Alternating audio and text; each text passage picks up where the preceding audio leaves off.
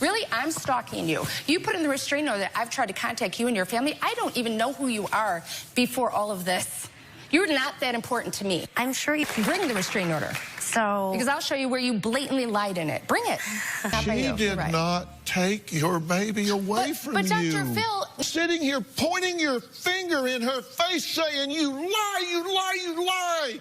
And you... The saint descended from heaven on a cloud. By all means, you're the saint, we're the bad people. You should keep our blood.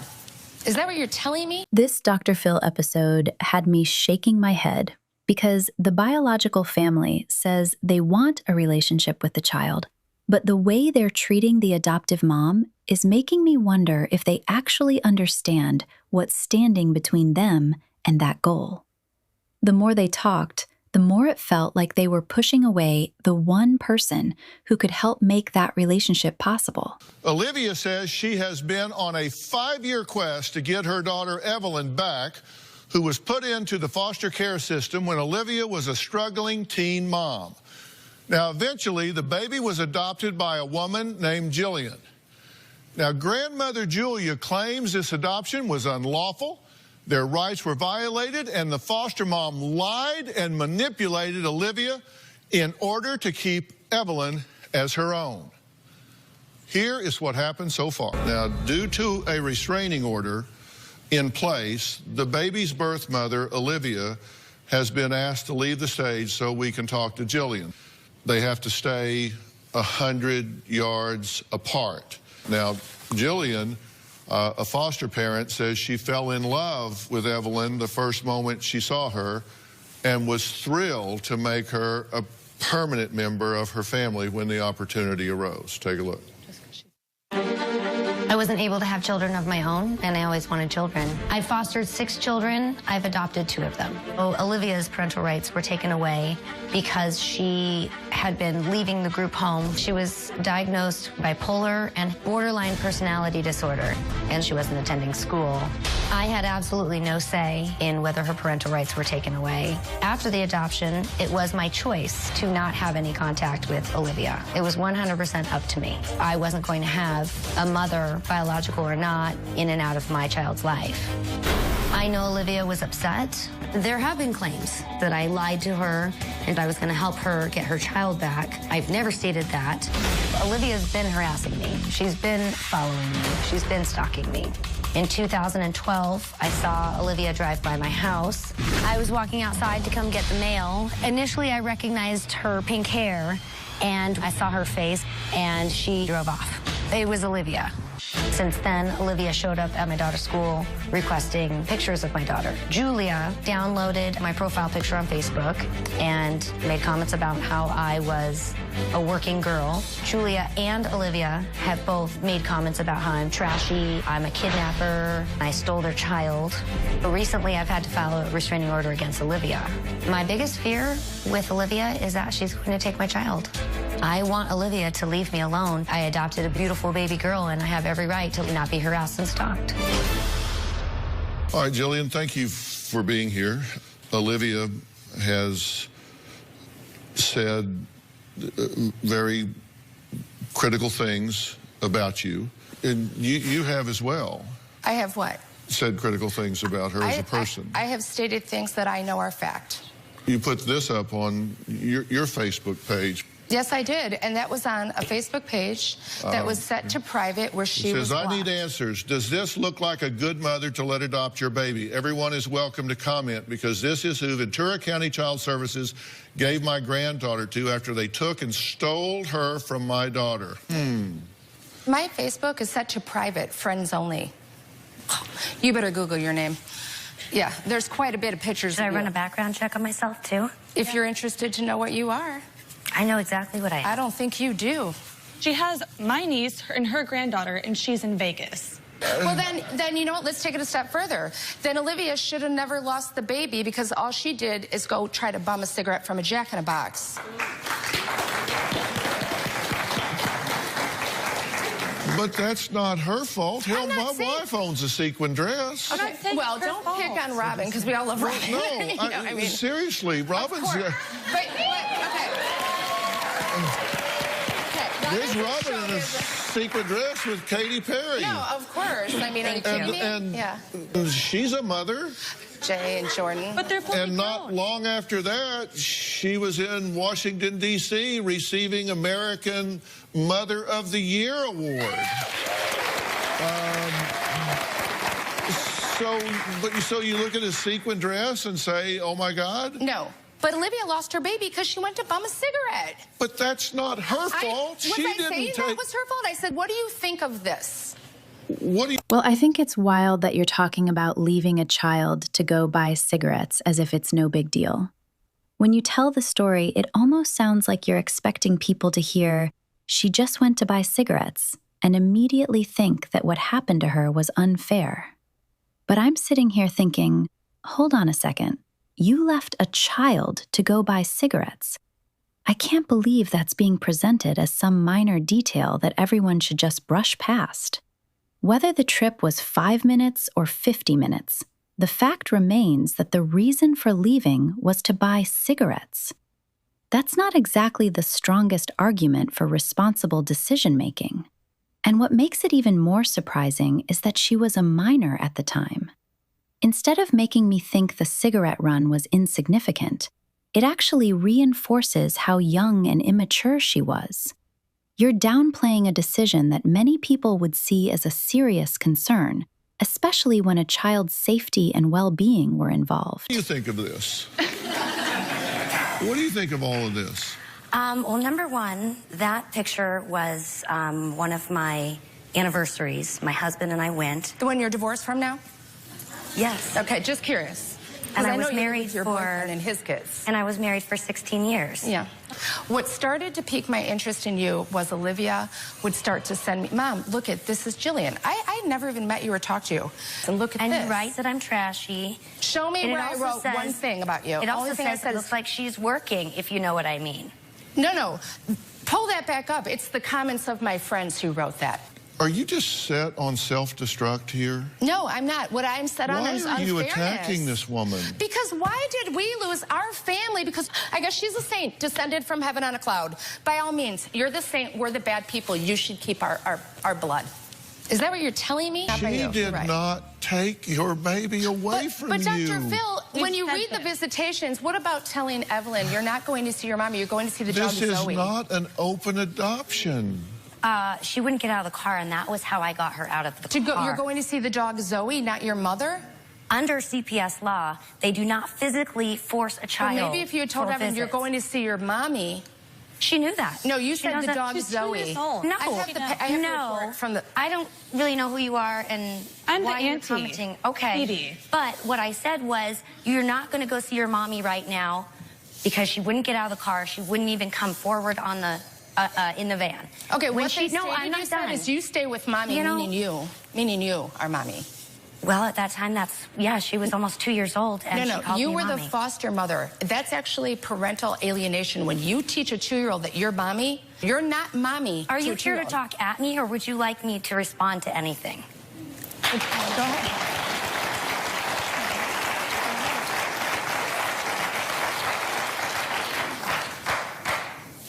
She was scared to death. The social worker came back to me and said, I cannot get her in the car. I'm going to call and explain this to social services that I'm not going to take her because I'm not physically going to force her in the car. She would not come back into the front seat because she was so scared that someone was going to put her in a car seat. So I finally had to convince her that she could go watch her favorite movie, Elmo, and play with her doggy, and that she didn't have to go anywhere, that she could go in the house. And it still took 15 minutes to coax her out. Later that evening, anybody who came to the door, she would start crying because she thought somebody was going to pick her up and take her away. In her mind, in her little mind, I was all she knew as a mother. And no, I'm not done. 1 hour a week, she went to go visit her biological mother. She's been raised knowing that she's adopted, and she's been raised knowing that she has a tummy mommy. And even at that time, she knew where she was going. We would say, you're going to see your tummy mommy. Okay. That's not quite the way it reads. When you have a foster child, the adoption reunification service at that time were in place, supposedly. You, as the foster care mother, were you showing her pictures of Olivia, saying this is your real mommy, so she wouldn't be scared? I didn't have pictures of her. You couldn't get a picture of Olivia with her? And say, I'm your foster I did not have mommy. any contact. The only time I saw Olivia was twice at court, because I went to all of the court appointments. Do you think it's important? Unlike your daughter, who ran away at different times. Do you don't know what my daughter did unless you have court access? So you have access to the court files? I have some, yes. How did you get that access? Some of it was... You're telling me you've seen those court files? There is some that are listed. You have why. seen those? I have termination of parental rights. I was at the court when she wasn't there. You were in the court proceeding? Yes. Inside the court proceeding? Yes, I was. And you have copies of those files? Yes, I do. Okay. That's good to know. All I'm saying is this. As a foster mother, should you at any of time, because this time adoption was not the goal, should you have said, I'm your foster mommy, but here's mommy, because of course Olivia had her till she was 9 months old. She was with us. So she definitely knew us. She definitely knew mommy, because she was calling Olivia mommy until they ripped her away, stopped letting her have visits.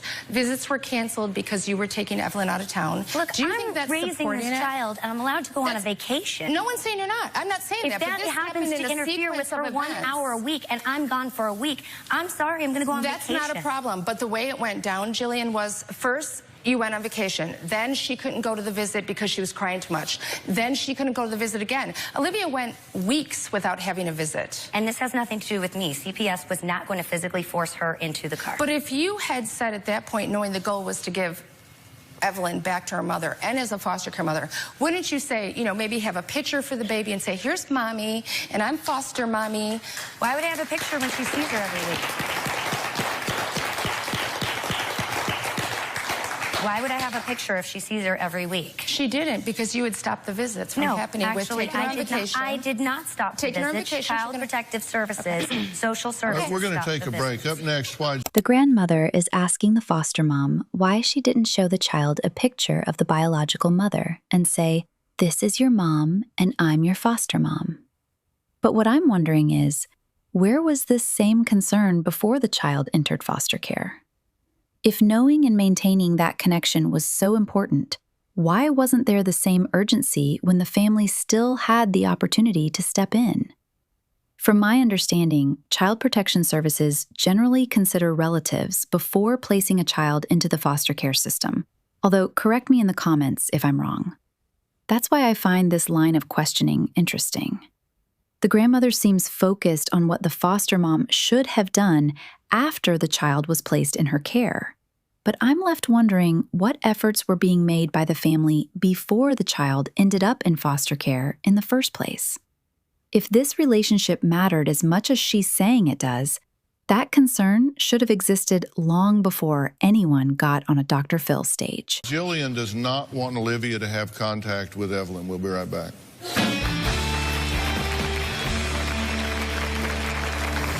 I'll tell you at this point, you think there's too much drama and dysfunction to introduce her biological mother into her life?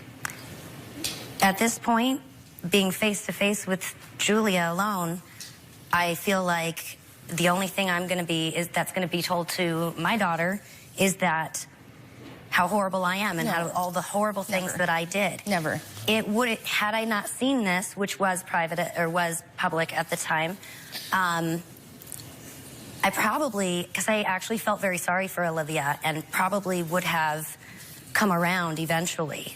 I mean, if the drama was gone, if the dysfunction was gone, if you had confidence that your character would not be assassinated and your relationship with your daughter be sabotaged, and Evelyn had an interest or a curiosity in doing that, you would be open to taking steps in that direction, first supervised and all, but I mean, you would be open to that? I would be open to it when Evelyn is emotionally way more mature than she is right now, and I'm not talking 12. If she's interested right now at this point, I think there's been a lot of bad blood, and there's been a lot that's been said about me. Is this about you or Evelyn? It's okay, Phoebe. Well, I don't know any mother in their right mind that would allow their child to be with someone who's trashing them. I just want to say one thing for you, and this is mother to mother. I would never, if I saw Evelyn, I would never, ever badmouth you, because that would hurt Evelyn. You're badmouthing me right now. Evelyn is not here. Evelyn is not here. And are you trying to tell me that you have never said an ill word about me or my daughter, Olivia? No. Okay. I've never responded online. There's nothing online. And I've never spoken to Evelyn about either of you. Well, I've never gone on your Facebook page, so I don't know what you've discussed with your friends. I thought I was having communication with my friends in private. But that being said, you did see it, and you took it. And since I know that now you're looking at it, I will be happy to remove those 2 posts off my page. She says she never badmouthed the foster mom, but then when it's pointed out that she said negative things about her on Facebook, the defense becomes, well, those were private messages meant for my friends. Okay, but you still said it. To me, it doesn't matter whether it was public, private, deleted later, or only seen by 10 people. The foster mom already saw what you were saying about her. Once someone knows how you really feel about them, they have every right to be cautious. So when the foster mom says she's worried she might badmouth her to the child, I can see why she'd think that. If you've already been saying negative things about her to other people, it's not exactly a huge leap for her to wonder whether the child might hear those same opinions. The private message argument doesn't really help your case. If anything, it just confirms that those comments were made. You just didn't expect them to be seen. I think there's going to be time needed to heal at this point. For who? You or Evelyn? Well, let me answer that question. Sorry. You just said, is this about you or is it about Evelyn? If I were her, the answer would be, it begins with me, the mother. You're damn right, it's about me, the mother, because this is the only mother she knows. And if the mother is under attack, that is about Evelyn. So, yeah, it is about her. So you think Evelyn doesn't remember me and Olivia? She was 2 years old. Do you think she has no memory of us? At this point, Mom is her. My point to Phoebe, 80% of all questions are statements in disguise. Okay. And when she says, is this about you or is it about Evelyn, what she's saying is, you're making this about you, bitch. I get it. And what I'm saying is, yeah, it should be about her because she's the mother charged with the emotional growth and nurturance of this child. I get that. Are you concerned about the stalking? Yes, absolutely. Olivia showed up at my daughter's school pretending to be a cousin, asking for school pictures. Okay, first of all, were you there? She was not pretending. You cannot make that statement. You were not there. She was not pretending to be a cousin. We have someone who was with her who can say exactly what she said. So don't talk about us talking about you and then make a statement that my daughter lied when you were not there. You're very upset. You know why? Because you lied. That's my problem with you. It's all about don't talk bad about me, but you have no problem disparaging Olivia. Well, that's what the school reported. Well, you know what? We have a witness. That's not what the school said.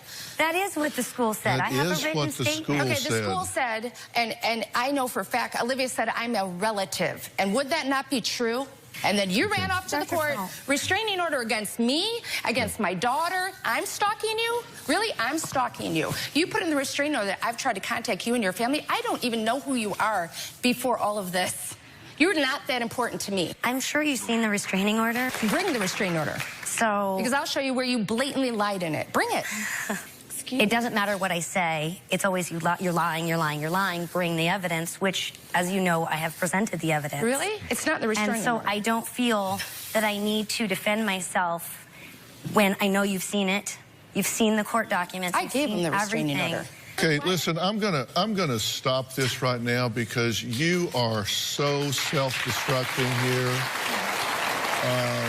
This is not in your best interest, and you didn't have to come here at all. This is a closed adoption.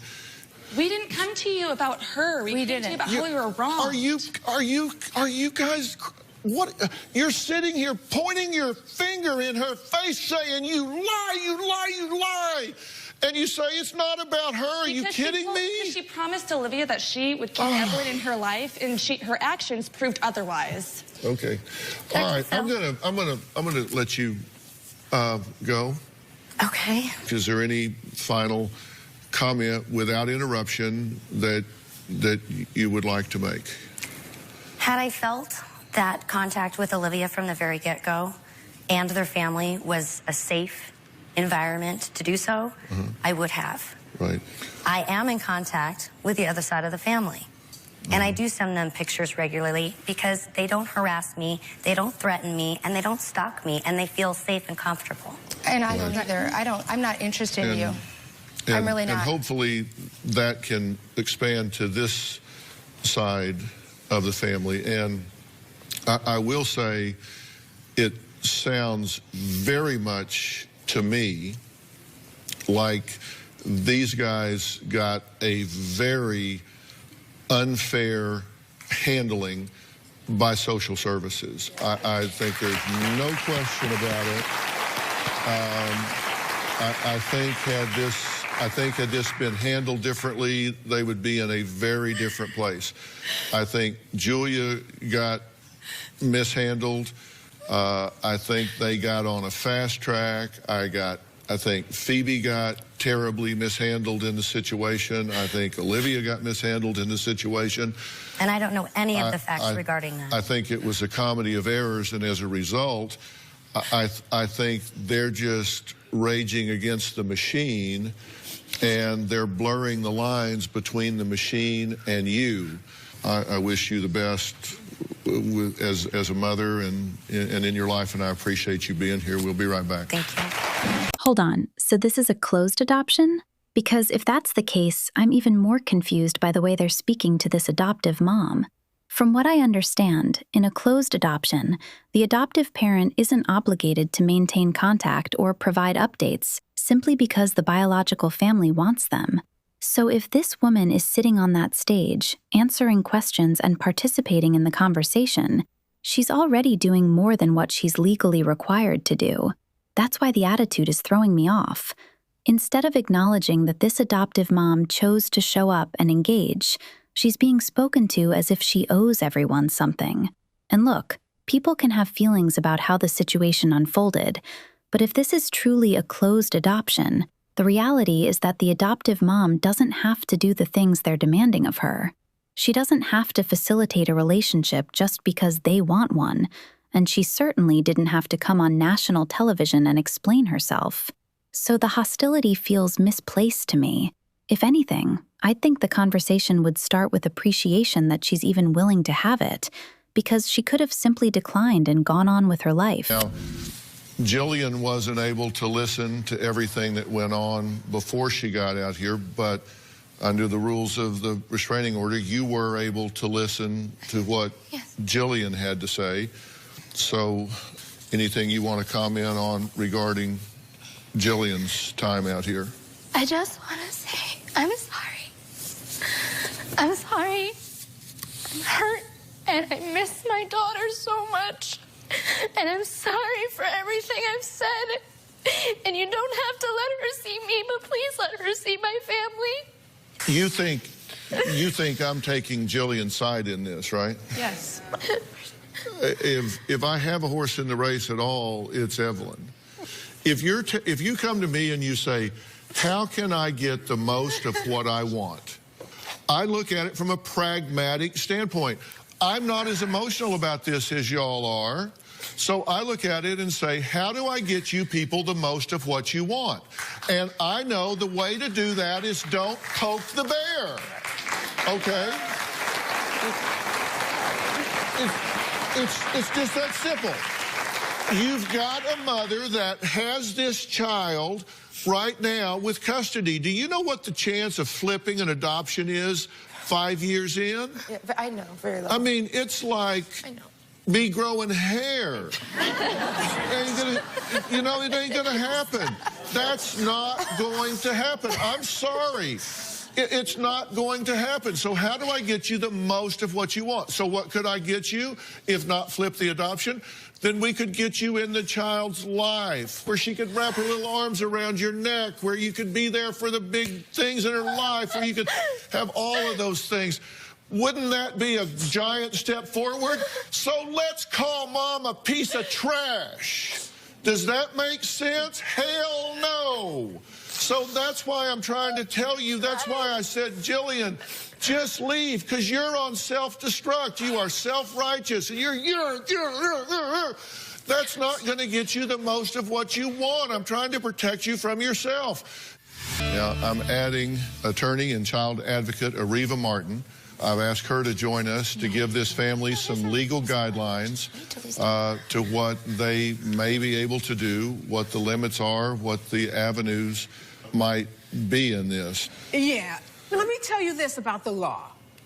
Dr. Phil already talked about the statute of limitations, and the probability of you being able to sue the county, slim to none. So I don't advise that you go out and spend a lot of money trying to do that, but it's your right if you choose to. But even if you're right, and even if some judge says the county screwed you, the issue about the best interest of the child, undoing an adoption like this is so difficult and almost unheard of. I don't expect that. Could it go to... Please Okay, so now let me tell you this. You can't win with the adoptive mother. You've got to make her your friend. You've got to get... I tried. But you can't say I tried, and because she didn't respond, now I get to trash her. And that's what Dr. Phil is saying. You've got to be patient with this. This may take... I waited 5 years. That is patience. Olivia. I know. I'm just trying to help you. Calm down. You don't have the law on your side. The adoptive parent doesn't have a legal obligation to even let you see the child. You may have to wait until she's 18, as painful as that is. You've got to provide some leadership here. I mean, you're calling her a fraud. She is a fraud. I'm sorry. I'm sorry. Okay, you're right. No, I'm sorry. You're right. You're right. And you guys, you want to be right, and you can be right. I'm sorry. But you either want to be right or you want to be happy. The one person in the world.